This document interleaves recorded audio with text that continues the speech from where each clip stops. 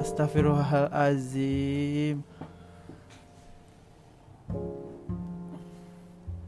Lagi rame yang nontonin Mencuri Raden Saleh. Jadi Raden Saleh itu kayaknya bisa dibilang film yang bawa angin segar ke dunia perfilman tanah air, minim plot hole, dan sangat menyenangkan buat ditonton. Perjalanan karakternya juga menarik dan halus. Kita nggak sadar berapa keadaan dari plot utama yang bisa merubah cara pandang karakter dan menjadikan karakter tim yang utuh.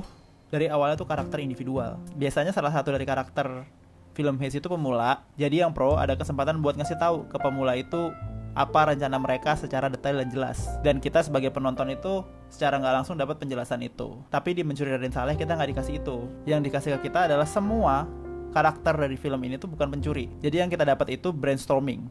Dan dari situ kita menebak-nebak plannya kayak gimana. Karena di Mencuri Raden Saleh ini plan nggak pernah secara gamblang dan jelas dijelasin kayak step-stepnya bakal kayak gimana. Dan bisa dibilang sih kayaknya aku baru pertama kali ya lihat film dengan tim yang isinya tuh tidak berpengalaman semua.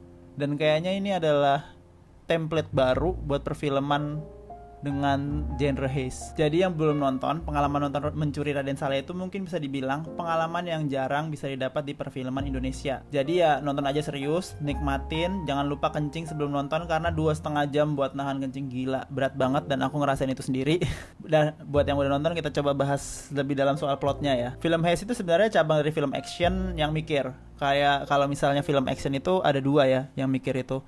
Yang pertama itu kalau misalnya protagonisnya itu baik, protagonisnya itu hero, itu bakal dibikin film detektif. Kalau misalnya protagonisnya itu jahat, itu kemungkinan bakal dibikin film Haze atau film Con kayak gitu. Aslinya tuh film Haze itu kalau kalian nonton Italian Job atau seri-seri Ocean kayak Ocean 11, Ocean 13, Ocean 8 bahkan yang paling baru, walaupun cara eksekusinya beda, tapi bagian paling penting dari film Haze itu adalah plan dan eksekusinya. Yang bikin bingung dari Mencuri Raden Saleh itu ya bagian itu, plan dan eksekusinya juga. Percobaan pertama pencurian Raden Saleh konon itu adalah Haze yang gagal ya. Kayak semua Haze yang gagal, seharusnya rencana sudah terpapar sejelas mungkin. Jadi penonton gak nebak-nebak langkah apa yang selanjutnya bakal diambil gitu. Sekarang kita jadi bingung, nebak-nebak bakal apa sih yang sebenarnya rencana awal mereka tuh kayak gimana. Dan ada juga di bagian plan kedua yang mencuri di rumahnya mantan presiden itu. Plan kedua itu problemnya di Sarah. Sarah itu ditempatkan sebagai orang dalam, tapi nggak ada gunanya karena tiba-tiba si Vela itu ditaruh menjadi IO acara itu. Harusnya kebalik susunannya. Pertama itu Vela itu jadi IO dulu, terus Sarah ditempatkan sebagai contingency plan. Dan wah ternyata contingency-nya ini si Sarah nih.